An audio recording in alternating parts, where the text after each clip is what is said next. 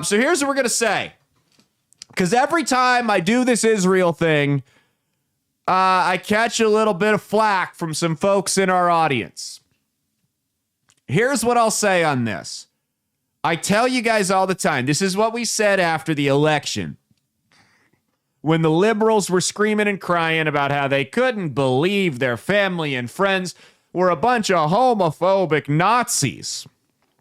And I said the problem is you guys are unable to view the world from somebody else's perspective. You can see that they disagree with you, but you, in your mind, Donald Trump is a Nazi, and anyone who voted for him just wanted Hitler. You can't see that the people who voted for Trump didn't see him as Hitler at all, right?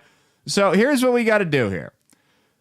Specifically among conservatives, I've noticed that there is a big rift when it comes to Israel. There's a reason for that. There's a reason that the folks that are 45 and younger are so far at odds with the folks that are 45 and older, or 46 and older. You know, around that, it varies, right? When it comes to Israel and foreign intervention. Here's what you guys got to realize. The older members of my audience that don't have a problem with foreign intervention and don't see why we're all worked up about it. You guys, believe it or not, we're not a bunch of tail between the legs, peace-nicking hippies. It's not what we are. My generation grew up in the Bush and Obama era. We watched our friends, we watched our family members, some of us even watched ourselves get shipped, not me, but people I know get shipped over to fight in these wars. Some of them got killed. Some of them got fucked up really badly, mentally or physically, to the point where they can't lead a normal life. Not all of them, but a lot of them did. We all watched that happen firsthand. We watched it tear families apart. We watched veteran suicide hit all-time highs, not to mention the families that were destroyed by these guys coming back with PTSD that just totally shut down. They got on drugs, alcohol, just blocked their families out. That's a statistic we can't even measure, right? The mental damage that these wars did.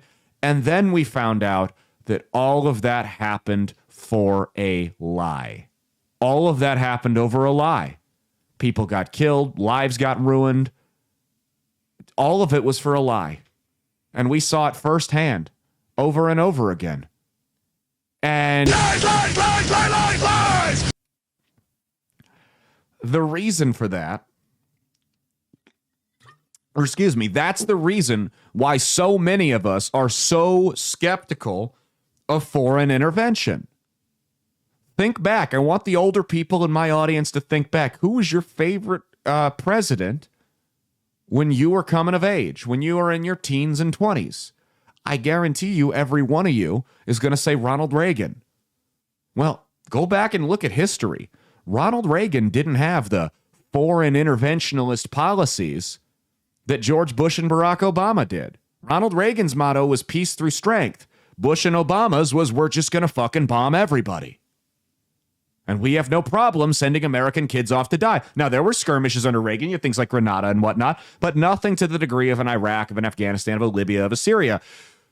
We watched them lie over and over and over and over again. You guys didn't have to deal with that. So it's natural that you're more trusting of government when it comes to foreign intervention. That's why we see it differently.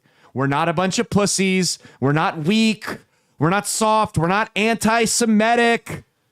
None of that. We don't have a problem with a robust national defense.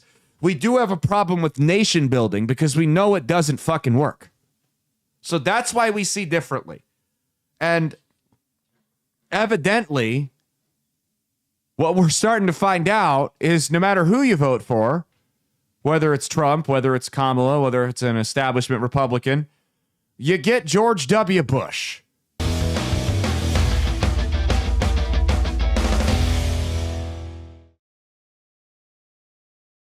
Hey, thanks for watching. If you liked what you saw, be sure to click the link in the description to get the full episode on Rumble. If you prefer to listen along, you can actually get us on Spotify, Spreaker, and iHeartRadio. You can also go to www.outlawstreamers.com to learn more about not just my show, but tons of other great shows and all the exciting projects they have coming up. Follow my socials at Caleb Isn't Funny on Twitter and Instagram, at Caleb Salvatore Comedy on the Chinese spy app that is TikTok, and be sure to like and subscribe to this YouTube channel. Thanks, and we'll see you every Saturday for brand new episodes of That's Based. Peace.